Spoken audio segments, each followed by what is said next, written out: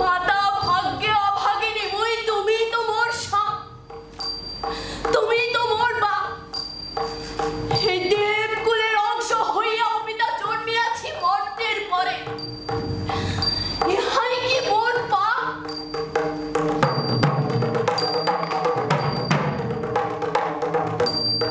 বড়ই অনাদরে বাড়িয়াছ মাতা, দিলাম তবু বল, এই স্বর্গলোকের দেবী হইবে তুমি। পিতা যদি পূজে তোমায় মোর ভক্ত চান্দ সওদাগর চম্পক নগরে ঘরতা চান্দ অধিকারী, গন্ধবণিকের কুলে জন্ম তাহারি, সে রাজ চক্রবর্তী রাজা, তার রাজ্য বহুদূর, কুলে শিলে ধনে জনে বলে মহিষু। তাই হবে পিতা।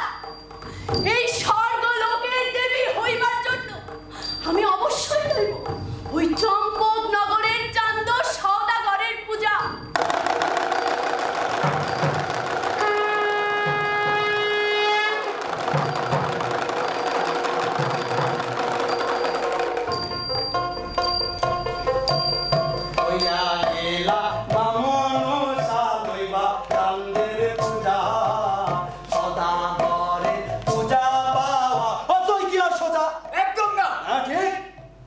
চান্দ তো শিবের পূজারী, শিবের ভক্ত সে। এই যে চম্পকনগর, এই চম্পকনগরের অধিপতি সে। তার আছে প্রচুর ধন সম্পদ, আছে মহাজ্ঞান, সর্বোপরি সে একজন পুরুষ। তবে তবে কেন অনার্য দেবী, সমাজের নিচুদের দেবী মনসা, সেই মনসার পূজা দেবে? ও যে কিনা একজন নারী, যে নারী জাতিকে চান্দ চিরকাল অবলা, বাধ্যগত, বশীভূত, অবনত হয়ে থাকতে দেখে অভ্যস্ত রে ভাই। তাকে হুকুম দেয়া চলে ঠিক, কিন্তু সে নারী জাতিকে পূজা দেয়া চলে না।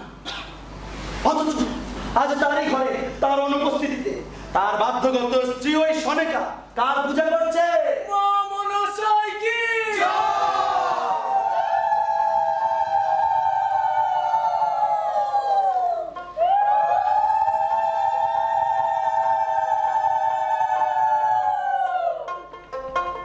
সনেকায় পূজে পদ্মা শঙ্কর কুমারী, ঘরেতে আরোহণ করেছে দেবী বিশ্বহরি।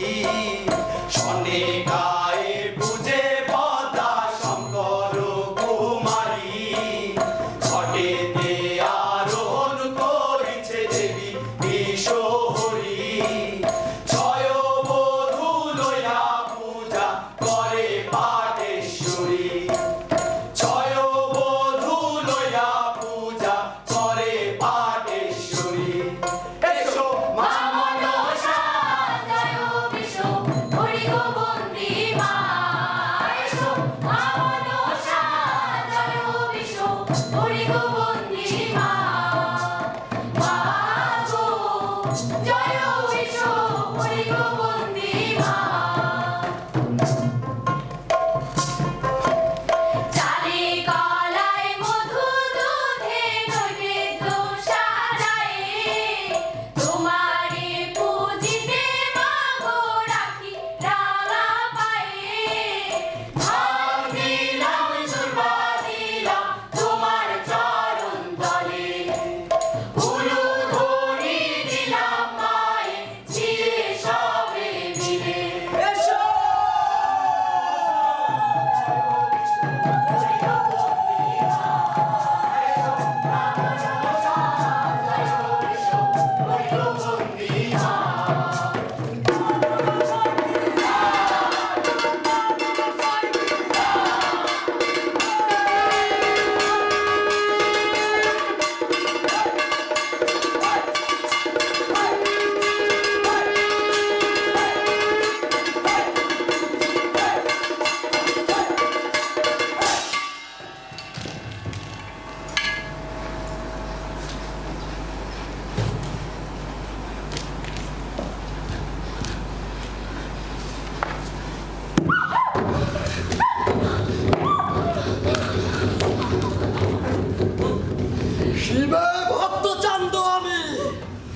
সর্বলোকে জানে চ্যাংবাড়ির পূজা হবে আমারই উঠানে।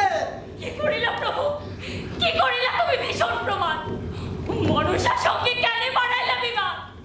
বণিক কুলে যার নাই কোনো আজ, বিষহরি বিষে প্রভু হইবে যে সর্বনাশ। গায়ের যে ঘরে যাবা এই কানের পূজা করবে, মাথা মুড়ে রাজ্য ছাড়া করিব সারা। এমন কথা কহিবা তুমি? না কহিবার, মায়ের গালি দিলে বিনাশ হইবে যে। সোনিকা, মিছামিছি করো তুমি ওই ব্যাং খাকি কানিয়ে। আর হ্যাঁ, আমিও দেখিতে চাই ওই ব্যাং খাকি আমার কি করিতে পারে।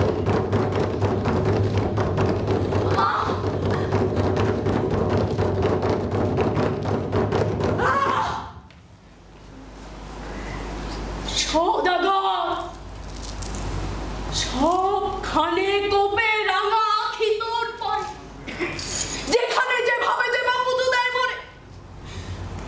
ঘর ভাঙা গেল মোর, ঘর ভাঙা গেল মোর, করিলি নিরাশ। ধানে পুত্রে চান্দ তোর হইবে সর্বনাশ। পদ্মা, ওই চাঁদের সহিত তাহলে বাদ হইয়া গেল তোমার।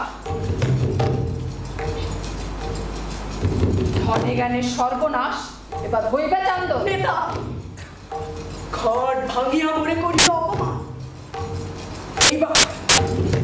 এইবার পুরাইব আমি চাঁদের স্বাধীনতা। শোনো নেতা, ডাকি আনিবা এখন সকল নাম ঘরে। মর্তলোকে, মর্তলোকে যেদিকে যেখানে আছে জগন্নাথ গণেশ। পদ্মাবতী ডাকিতেছে সারা দাও এইখানে। মর্তলোকে যেদিকে যেখানে আছে জগন্নাথ গণেশ। পদ্মাবতী ডাকিতেছে সারা দাও এইখানে।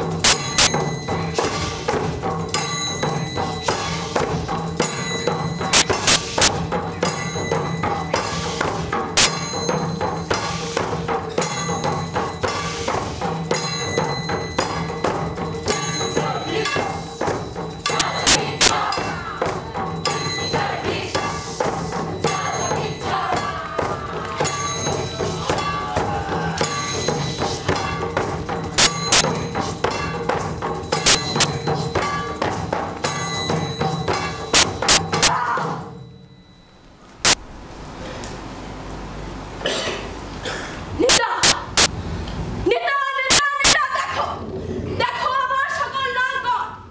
ওই চান্দ সওদাগরের বাগান বাড়ি চূর্ণ বিচূর্ণ করে দিয়েছে।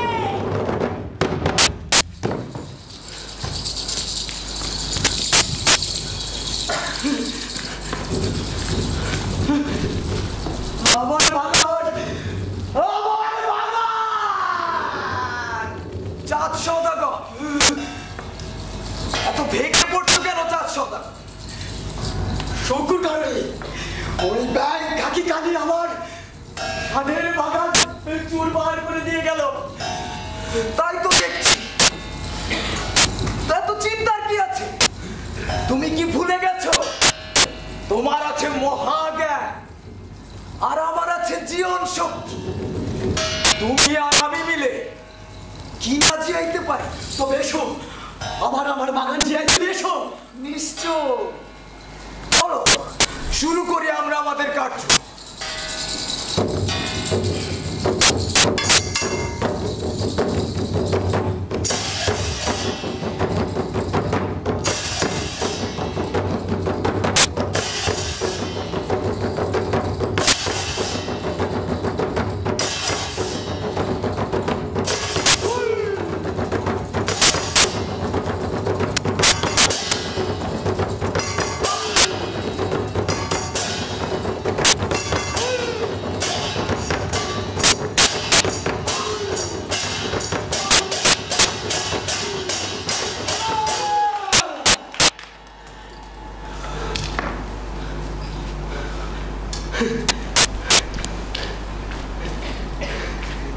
আমার বাগান আমার যে উঠেছে শঙ্কুর গালুরি, তুমি আর আমি এক থাকিলে ওই ব্যাংক কাকি ছোট লোক নিচু জাত আমার কি বা করতে পারে।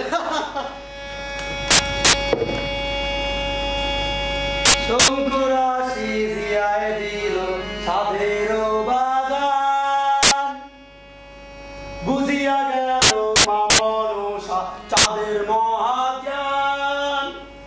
ওই নেতাই বুঝিয়া যায় যতক্ষণ পর্যন্ত চান্দ সদাগরের মহাজ্ঞান আছে আর বাঁচিয়া আছে ওই শঙ্কুর গারুড়ি, ততক্ষণ পর্যন্ত চাঁদের পূজা পাওয়া তো দূরের কথা, চাঁদকে এক চুল টলানো সম্ভব নয়। বুঝিয়া তাই নেতা পদ্মাবতীরে কয়,